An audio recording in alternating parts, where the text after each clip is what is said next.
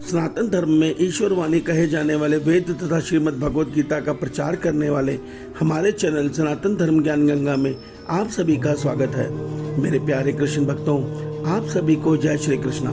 मेरे प्यारे कृष्ण भक्तों, आज हम श्रीमद् भगवत गीता से अध्याय 7 के अंतिम श्लोक 30 को भगवान श्री कृष्ण जी की कृपा से सरल रूप में समझने का प्रयास करते हैं।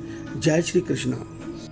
मेरे प्यारे कृष्ण भक्तों, श्रीमद् भगवत गीता के अध्याय 7 के श्लोक 30 में भगवान श्री कृष्ण जी अर्जुन के माध्यम से हम सब मनुष्य को यह सत्य बता रहे हैं कि हे अर्जुन, जो पुरुष अधिभूत और अधिदेव सहित तथा अति यज्ञ के सहित मुझको अंत काल में भी जानते हैं, वह युक्त चित्त वाले पुरुष मुझको जानते हैं, अर्थात मुझको ही प्राप्त होते हैं।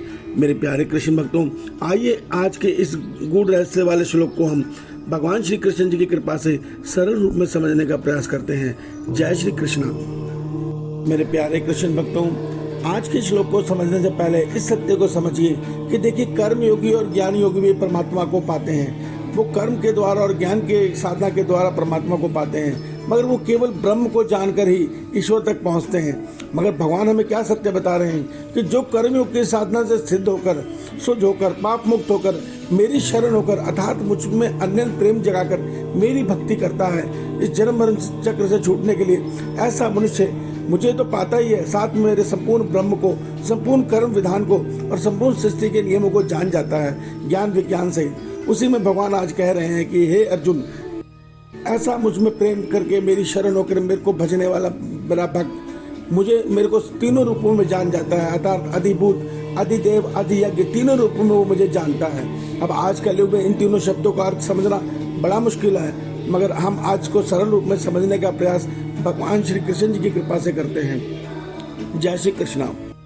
मेरे प्यारे कृष्ण भक्तों, अधिभूत परमात्मा का वो स्वरूप है, अर्थात हमारा पंचभूत से बना ये शरीर, ये पंचभूत से बना संपूर्ण परमात्मा का ब्रह्मांड, ये समस्त सृष्टि जो पंचभूत से बनी है, ये अधिभूत जगत कहा जाता है। और ये परमात्मा का आपरा प्रकृति रूप है, अर्थात ये सब परमात्मा है। परमात्मा कुछ बनाने के लिए कोई नया मटेरियल नहीं लाते, वो स्वयं ही संसार बनते हैं। तो ये परमात्मा का अधिभूत रूप कहलाता है।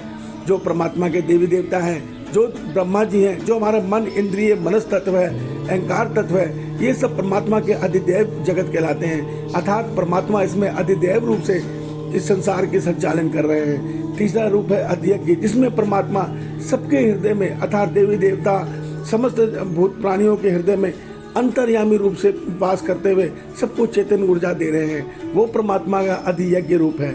मेरे को उम्मीद है कि हमें ये बात सरलता से पता लग गई कि अधिभूत, अधिदेव, अधियज्ञ, ये तीनों रूप परमात्मा का ही है।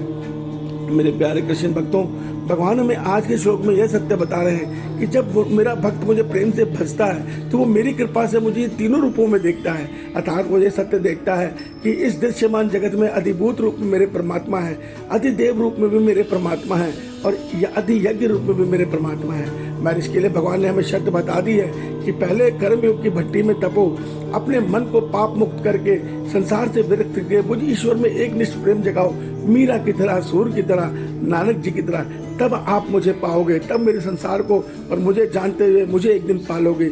ईश्वर आपका कल्याण करे, आपका दिन शुभ हो। जय श्री कृष्ण।